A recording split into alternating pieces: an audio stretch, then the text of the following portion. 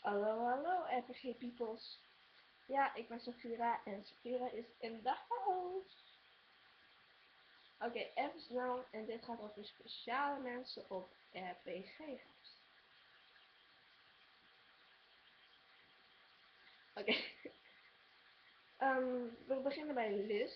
Op een korte tijd, al heel speciaal.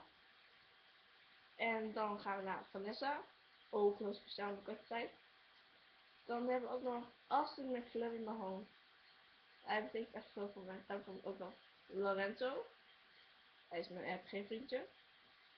En dan komt ook Niels. Hij is heel vaak voor mij, soms ook niet, maar dat betekent omdat hij niet zo vaak online is.